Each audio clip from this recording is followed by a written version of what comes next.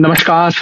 आज नेता प्रतिपक्ष राहुल गांधी ने एक और प्रेस कॉन्फ्रेंस की, एक और पर्दाफाश किया, चुनाव आयोग के सामने एक और सवालिया निशान लगाया। पहले लगता था एक घटना है, फिर लगा कि ये तो एक लड़ी बन रही है और अब तो लगता है झड़ी लग गई।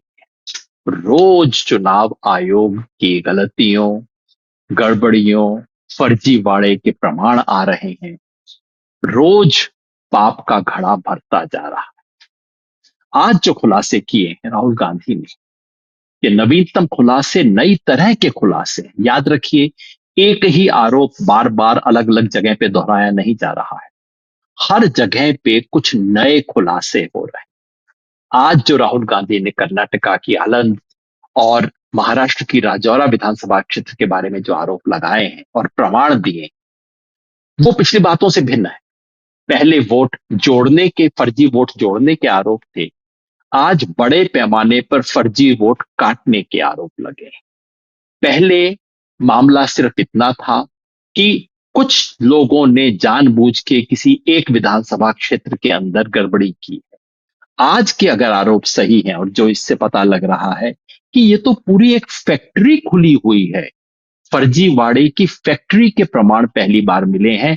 यानी कि एक जगह नहीं, पता नहीं कितनी जगह इस फैक्ट्री से माल सप्लाई हो रहा होगा।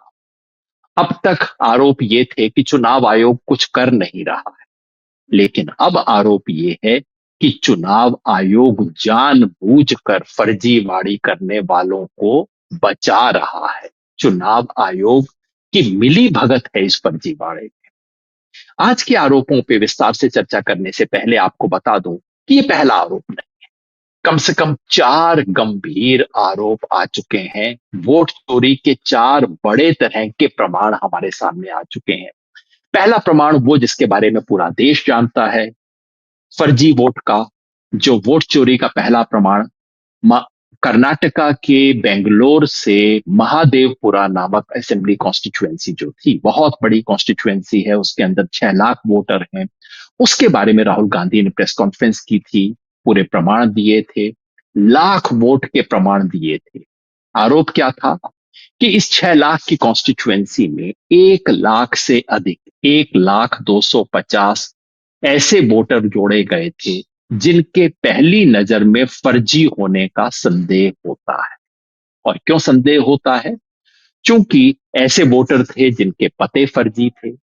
एक ही पते पर न जाने कितने वोटर दिख रहे थे, डुप्लीकेट दिख रहे थे। और नए वोटर जो कि 18, 19, 20 साल के होने चाहिए, उसका फॉर्म इस्तेमाल करते हुए बुजुर्ग लोग अपना नाम शामिल कर रहे थे। इस तमाम तरह के एविडेंस राहुल गांधी ने रखे। 1 लाख से अधिक वोटर की हेराफेरी का आरोप राहुल गांधी ने देश के सामने रखा था। और उसमें जवाब क्या मिला? जवाब मिला कि चुनाव आयोग ने पलट के राहुल गांधी से एफिडेविट मांगा। कहा, तुम एफिडेविट दो, नहीं तो देश से माफी मांगो। याद है आपको जो शानदार डायलॉग हमारे मुख्य चुनाव आयुक्त साहब ने दिए थे प्रेस कॉन्फ्रेंस के अंदर? ये हिंदी की कहावत है ना, उल्टा उल्टा चोर कोतवाल को डांटे। तो इतने गंभीर आरोप लगे, जिसके जवाब में चुनाव आयोग ने कहा, तुम एफिडेविट लाओ, हम क्या कर सकते हैं। और मजे की बात यह है कि पता लगा कि समाजवादी पार्टी ने एफिडेविट दिए थे। चुनाव आयोग ने प्रेस कॉन्फ्रेंस में कहा, नहीं नहीं नहीं, समाजवादी पार्टी ने कोई एफिडेविट नहीं दिए। समाजवादी पार्टी ने एफिडेविट देने का प्रूफ देश के सामने रख दिया। तो पता लगा जिन्होंने एफिडेविट दिए थे उन पे भी कोई कार्रवाई नहीं हुई। तो पहले क्या क्लेम था कि एफिडेविट दो तो कार्रवाई करेंगे, पता लगा एफिडेविट देने वालों पे भी कार्रवाई नहीं। ये किस्सा महादेवपुरा का था, वोट चोरी का पहला बड़ा प्रमाण जिसपे अब तक कोई कार्रवाई नहीं हुई है, कोई जांच नहीं हुई है। जिस जांच के लिए चुनाव आयोग को कुछ करने की जरूरत नहीं थी, केवल एक इंटरनल कार्रवाई का निर्देश देना था कि इतने लाख कैसे जुड़े, इसको देखो। किसी को नोटिस देने की जरूरत नहीं थी, चुनाव आयोग स्वयं ये सब काम कर सकता था। क्यों नहीं किया? आप सोचिए। वोट चोरी का दूसरा प्रमाण महाराष्ट्र के पनवेल विधानसभा से। और ये शिकायत करने वाले कांग्रेस के नहीं, पीडब्ल्यूपी, शेतकरी कामगार कामगार पक्ष जो है वहां की एक पार्टी, उस पार्टी के एक पार्टी के कैंडिडेट ने इसका प्रमाण रखा था।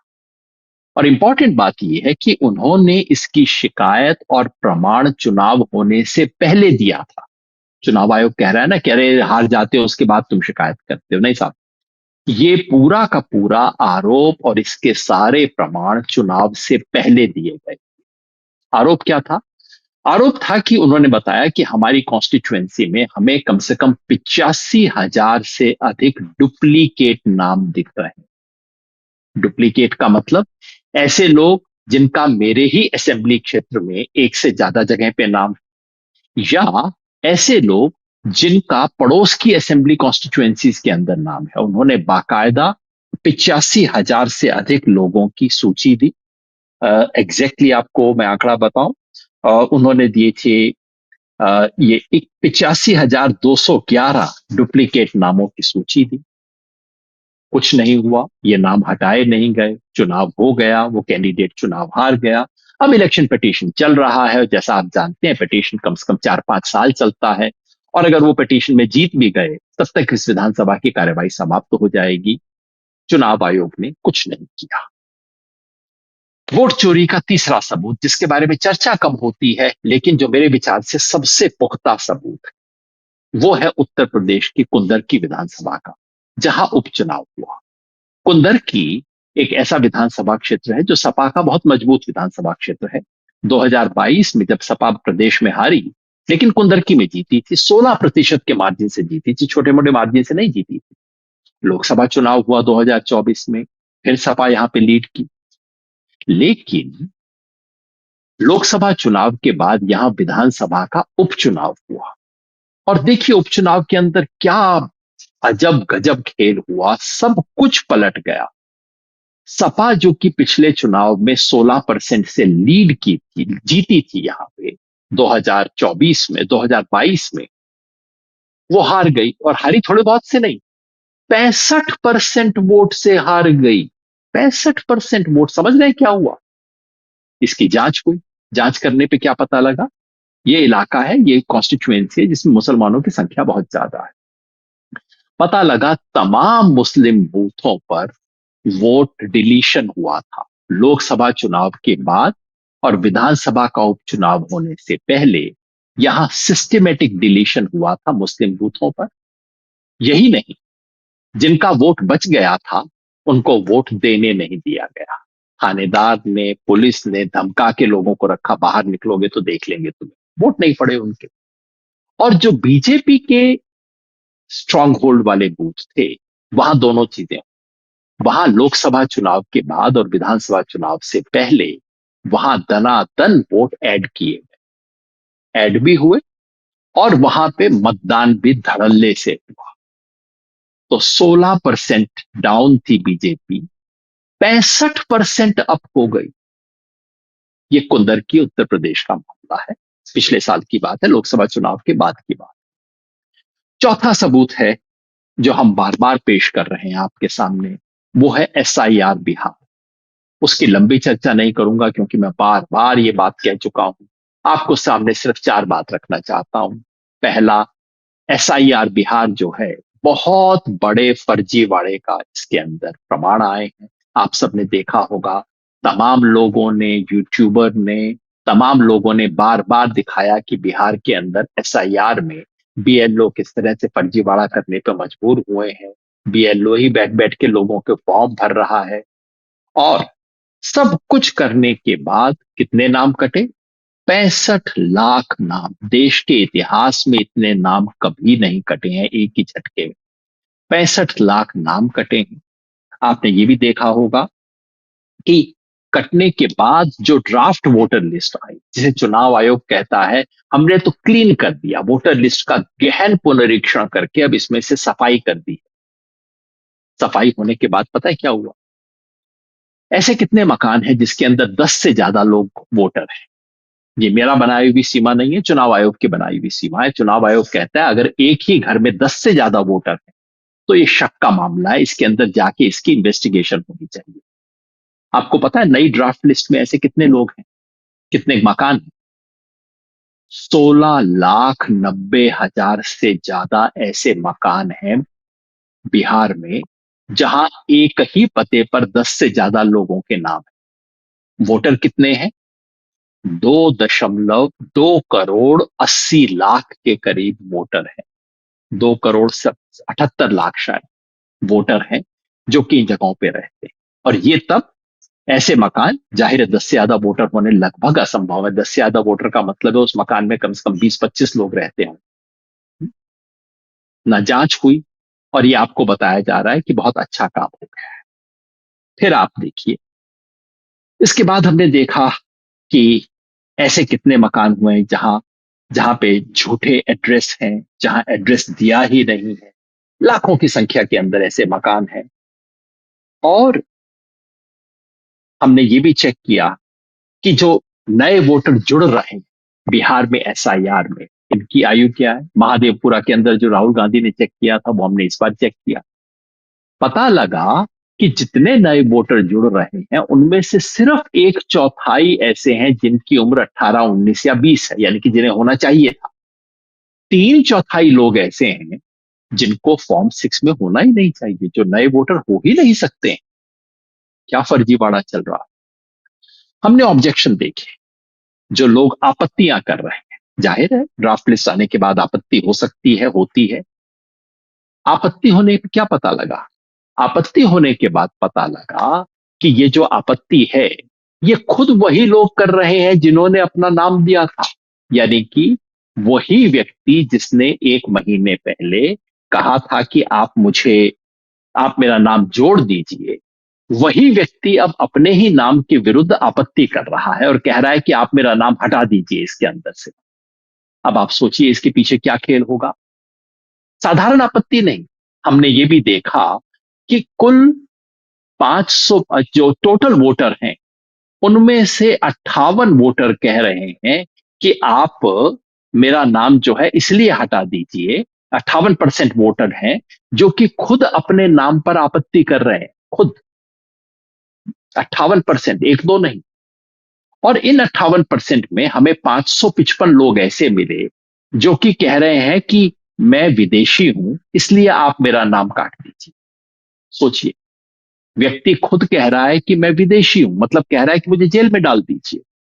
22 लोग ऐसे मिले जिन्होंने लिख के कहा है कि मेरी मौत हो गई है, मेरा नाम आप वोटर लिस्ट से हटा दीजिए।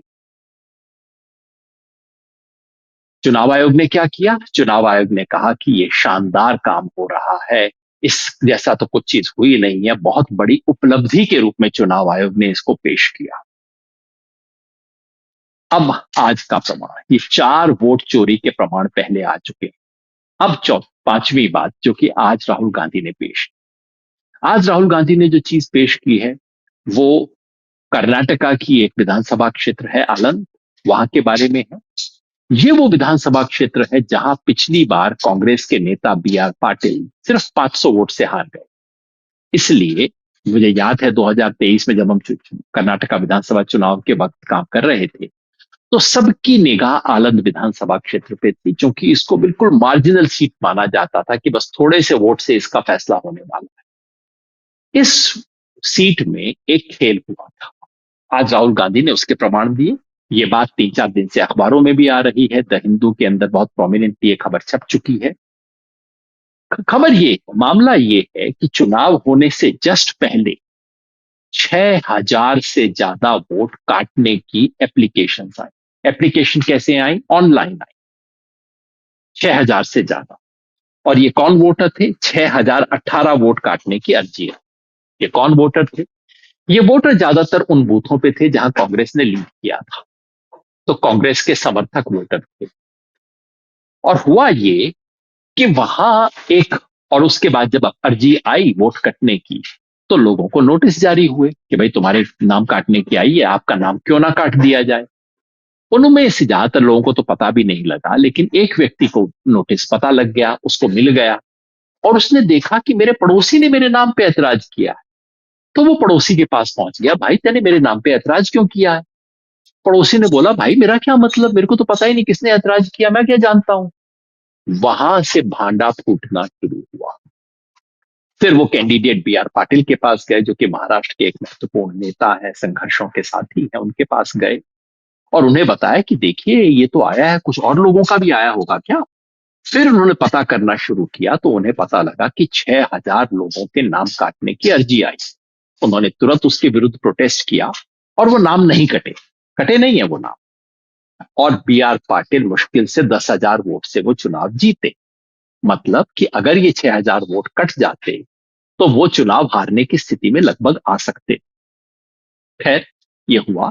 इसके बाद वहां पे एफआईआर हुई, क्योंकि उन्होंने कहा कि ये तो बड़ा फर्जीवाड़ा हुआ है। बिल्कुल ठीक बात है, फर्जीवाड़ा हुआ है। और फर्जीवाड़े के खिलाफ शिकायत की गई, इस पे एफआईआर दर्ज हुई। जो वहां के चुनाव अधिकारी थे उन्होंने एफआईआर दर्ज की। एफआईआर दर्ज करने के बाद उन्होंने चुनाव आयोग से, एफआईआर जब दर्ज हो गई तो पता करना है कि भाई ये कहां से आया। ऑनलाइन है। जिन लोगों के नाम से पूछा गया था, जिन लोगों के नाम से शिकायत आई थी, सब लोगों ने कहा जी हमें तो पता ही नहीं, हमने तो कोई शिकायत की नहीं, पता नहीं मेरे नाम से किसने कर दी। फोन फर्जी निकले, पीछे के पते फर्जी निकले। लेकिन ऑनलाइन हुई थी, इसका मतलब आईपी एड्रेस था। एक तरफ डायनेमिक आईपी एड्रेस आया। तो फिर जरूरत थी कि इस डायनेमिक आईपी एड्रेस के पीछे का डिवाइस क्या था, इसका फाइनल आईपी डेस्टिनेशन क्या था, डिवाइस क्या था। और चूंकि ये सारा काम ओटीपी के जरिए होता है, तो ओटीपी कहां आया था, किसने उस ओटीपी को ओके किया था, ये सब जानने के लिए कर्नाटका की सीआईडी, क्योंकि तब तक वहां कांग्रेस की सरकार बन चुकी थी, और सीआईडी इस काम को वो मुस्तैदी से कर रही थी, जो कि उसे करना चाहिए वैसे भी। एफआईआर था, सीआईडी का काम था। सीआईडी ने पूछा। अब इसका जवाब सिर्फ चुनाव आयोग दे सकता। और महाराष्ट्र की सीआईडी 18 बार चिट्ठी लिख चुकी है चुनाव आयोग को कि कृपया आप हमारे को ये सूचना दे दीजिए। चुनाव आयोग ये सूचना नहीं दे रहा। इसके पीछे खेल क्या है पता है। राहुल गांधी ने खुलासा किया कि ये जो तमाम जहां से ऐतराज आ रहे, ये ऐतराज करने वाले लोग थे, ये सब अपने अपने जगह की वोटर लिस्ट के नंबर 1 पे थे। क्योंकि नियम ये है कि ऐतराज वही व्यक्ति कर सकता है जो कि उसी बूथ का, बाहर का व्यक्ति ऐतराज नहीं कर सकता। तो इसमें मतलब क्या हुआ, कोई कहीं पे बैठा हुआ था, दिल्ली में, बेंगलोर में, हम नहीं जानते कहां बैठा हुआ था, उसने एक सॉफ्टवेयर बनाया और सॉफ्टवेयर में कहा कि फला फला लोगों के नाम काटने हैं और इनका बूथ पे जो भी नंबर 1 व्यक्ति है उसके नाम से इन पे ऐतराज कर दो, इनके नाम काटने की अर्जी देनी। 36 सेकंड के अंदर 2 एप्लीकेशन भरे गए, जो कि कोई इंसान कर ही नहीं सकता है। तो राहुल गांधी ने आज पहली बार ये प्रमाण दिया कि ये जो खेल हो रहा था, ये खेल किसी सॉफ्टवेयर के जरिए पीछे से खेला जा रहा था। सॉफ्टवेयर के जरिए कौन ये खेल खेल रहा था, इसका पता तभी लगेगा जब आपको डेस्टिनेशन आईपी एड्रेस पता लगेगा, जब आपको उसके पीछे का फोन नंबर पता लगेगा, ओटीपी किसको मिला, किसने उसको हैंडल किया, ये पता लगेगा, और किस डिवाइस से ये सारा काम किया गया ये पता लगेगा। लेकिन ये डिवाइस बताएंगे नहीं, चुनाव आयोग ने अब तक नहीं किया। तो मामला अब तक सिर्फ ये था कि चुनाव आयोग को कार्रवाई करनी चाहिए थी, चुनाव आयोग ने जांच नहीं की, कार्रवाई नहीं की। यहां तो चुनाव आयोग की मिली भगत का प्रमाण मिल रहा है कि चुनाव आयोग जानबूझकर बैठा हुआ है। अब चुनाव आयोग का जवाब आ गया है, औपचारिक नहीं है। चुनाव आयोग के सारे जवाब आजकल सूत्रों के जरिए आते हैं, मेरे ख्याल में सूत्रों के जरिए है, लेकिन मैंने खुद नहीं देखा, हो सकता है औपचारिक। जवाब क्या है, चुनाव आयोग कहता है, 2 तरह के जवाब देता है। आपने वैसे एक चुटकुला सुना है, कोर्ट में वकील एक आदमी जज से, जज साहब ने एक आदमी से पूछा कि अरे तुमने इस आदमी को डंडे से मारा था। तो जज के सामने उस आदमी ने जवाब दिया, सर मेरे को 2 बात कहनी है। नंबर 1, तो मैं उस दिन शहर में था ही नहीं, मैं तो अपने रिश्तेदार के घर में था। तो जज ने कहा ठीक है, दूसरी बात क्या है। सर दूसरी बात यह है कि पहला थप्पड़ तो इसी ने मेरे को मारा था। आप समझ रहे हैं? इसी का जवाब एग्जैक्टली यही। इसी कहता है कि देखिए ऑनलाइन तो हेरा फेरी हो ही नहीं सकती, ऑनलाइन तो डिलीशन हो ही नहीं सकता। और दूसरा कहता है लेकिन एफआईआर तो हमने ही दर्ज करवाई थी ना इसके पीछे। अरे भाई, अगर कोई हेरा फेरी थी नहीं तो आपने एफआईआर क्यों दर्ज करवाई? और अगर एफआईआर दर्ज करवाई तो आप काम क्यों नहीं कर रहे हैं? तो कहते हैं ऑनलाइन डिलीशन हो नहीं सकता। हुजूर, किसको आप उल्लू बना रहे हैं? डिलीशन कोई भी व्यक्ति बाहर से नहीं कर सकता, डिलीशन तो इलेक्शन कमीशन ही करेगा। ऑनलाइन एप्लीकेशन हो सकता है कि नहीं? हो सकता है। इस केस में ऑनलाइन एप्लीकेशन आया था कि नहीं? आया था, आपकी खुद एफआईआर से स्पष्ट है। क्या चुनाव आयोग ने डिलीशन की कार्रवाई शुरू की थी कि नहीं? की थी, लोग खुद अपने मुंह से बोल रहे हैं कि हाँ, शुरू हुई थी। लेकिन बाद में चूंकि बी आर पाटिल ने समय पे पकड़ लिया, इसलिए रुक गई। तो किसको आप उल्लू बना रहे हैं ये कह के कि ऑनलाइन हो नहीं सकता?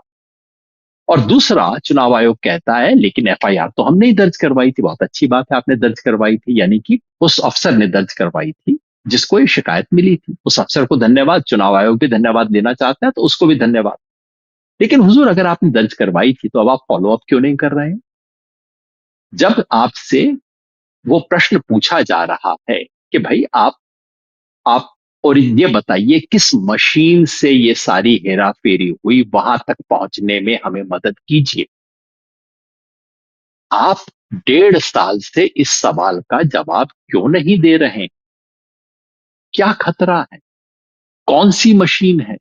किस हेडक्वार्टर से काम कर रही है? कहीं बहुत बड़ा खेल तो नहीं है जो कि पर्दा जो उठ गया तो खेल खुल जाएगा? कहीं ये मामला तो नहीं है? जितना जल्दी से, जितनी तत्परता से आप राहुल गांधी के सवालों का जवाब दे देते हैं, घंटे भर में बीसी का जवाब आ गया, उतनी तत्परता से आप कर्नाटका की सीआईडी का जवाब क्यों नहीं देते?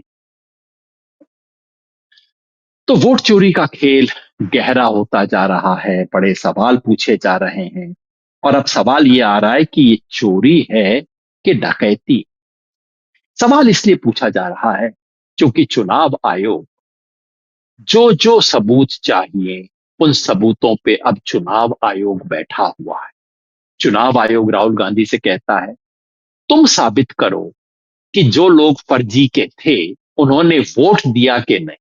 इसका एविडेंस तो आपके पास है, आप बैठे हुए हो, आप दो ना इसका एविडेंस, आप साबित करो ना।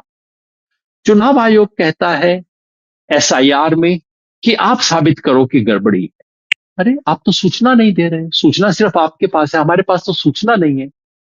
चुनाव आयोग ने जितने लोगों को नोटिस दिया है उसकी कोई लिस्ट देने को तैयार नहीं। जितने लोगों का नाम ऐड और डिलीट हुआ है उसमें से आधे भी लोगों का नाम आज तक चुनाव आयोग ने सार्वजनिक नहीं किया है। आप सूचना देते नहीं हो, फिर हमसे प्रमाण मांगते हो। और यही नहीं, जनता को सूचना देने के जो नियम है वो नियम चुनाव आयोग बदल रहा है। पहले नियम था कि आप सीसीटीवी मांग सकते हो फुटेज, अब चुनाव आयोग ने नियम बदलवा दिया है ताकि आप मांग ना सको। ये क्या छुपाने के चक्कर? धीरे धीरे चुनाव आयोग के इस महान संवैधानिक संस्था, जो एक जमाने में पूरे देश के लोग सर उठा के देखते थे कि हाँ, संस्था हो तो ऐसी, इस महान संस्था को, की साख को आज मिट्टी में मिलाया जा रहा है। और पलट के जो लोग इसका प्रमाण देते हैं, पलट के उन पे आरोप लग रहे हैं। आज किसी बीजेपी के नेता ने कह दिया, राहुल गांधी भारत में वही करवाना चाहते हैं जो कि बांग्लादेश और नेपाल में हुआ। पलट के ये नहीं पूछते हैं कि चुनाव आयोग वो काम कर रहा है जो कि बांग्लादेश के चुनाव आयोग ने किया था, जिसकी वजह से बदनाम हो गया, जिसकी वजह से वहां इंटरिम सरकार सुप्रीम कोर्ट चलाया करता था। तो उल्टा चोर कोतवाल को डांटे, ये स्थिति हो गई। लेकिन जनता देख रही है, आप देख रहे हैं, हम देख रहे हैं। और अभी तो नेता विपक्ष राहुल गांधी कहते हैं कि हाइड्रोजन बम तो उन्होंने फोड़ा ही नहीं है। पाप का घड़ा धीरे धीरे भर रहा है। हम सबको निगाह रखनी है और वोट के अपने अधिकार की रक्षा के लिए संघर्ष करना है। नमस्कार।